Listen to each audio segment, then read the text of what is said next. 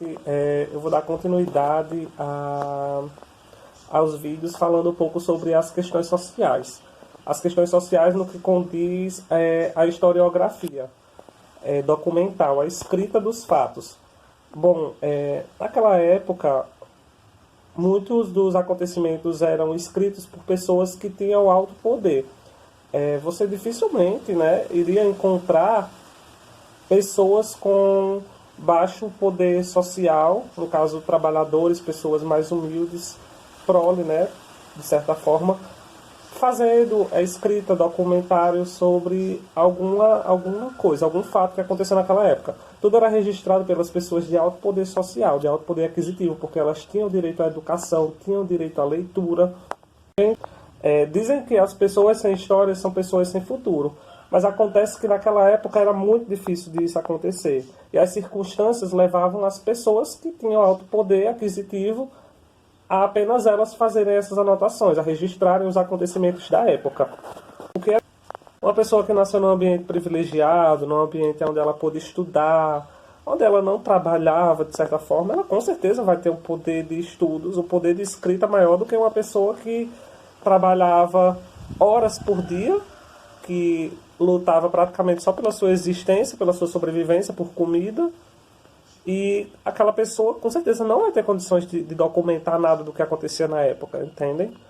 Aí vocês perguntam, então, por isso que ouvimos pouco sobre a história dos trabalhadores? Gente, por isso que a gente ouve pouco.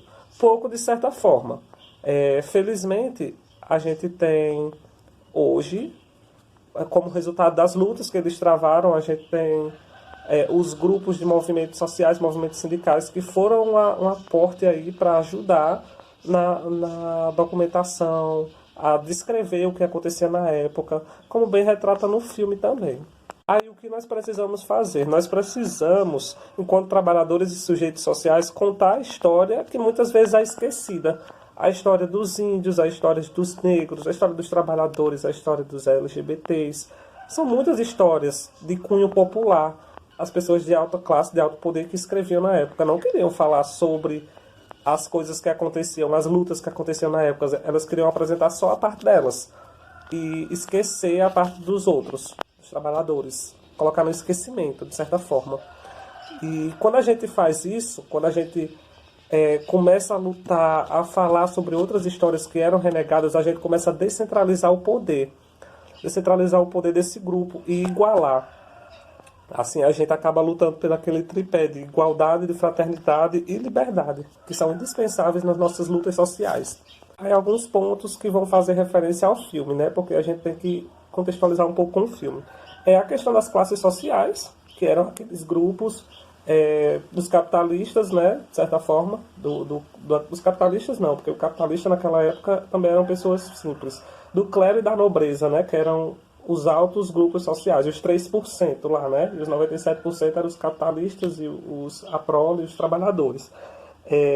A gente se relaciona por essa questão das classes sociais, também porque mostra que um grupo tinha mais condições do que o outro, no caso os trabalhadores é a classe lá da nobreza, né?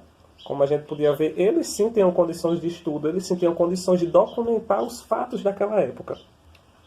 Também porque chegou o momento de união dos trabalhadores, principalmente pela igualdade, que é o que nós vemos aqui, a igualdade de direitos. A partir disso, se constitui um marco. E, por fim, também pela criação dos grupos sociais e sindicais, que, por conta dele, a gente hoje consegue contestar a história que aconteceu no passado, tendo a nossa versão dos trabalhadores e trabalhadoras. Alguns pontos que eu deixo para quem quiser dar sequência, pode falar mais um pouco sobre esse sistema capitalista e proletário. Também pode falar o porquê do silêncio e do ocultamento pela classe dominante.